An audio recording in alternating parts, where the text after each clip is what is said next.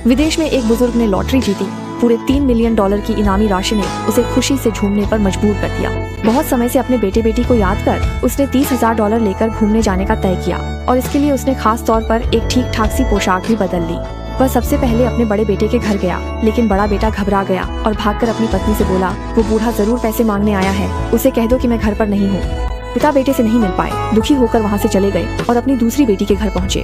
बेटी ने पिता को देखा तो मुस्कान थी, लेकिन जैसे ही बूढ़े ने कहा कि वह शहर में इलाज कराने आया है और 1 हफ्ते के लिए घर में रहना चाहता है, बेटी का चेहरा असहज हो गया।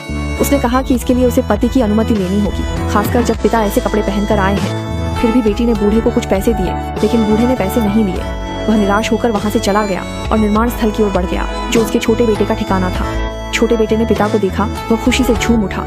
वह दौड़ कर आया और उन्हें गले लगा लिया और बोला कि आज रात आपको हमारे घर ही रुकना है। बूढ़े ने पूछा, तो क्या मैं इलाज के लिए 1 हफ्ते तक रह सकता हूँ? छोटा बेटा हंसते हुए बोला, बिल्कुल, जितने दिन रहना चाहो रह सकते हो।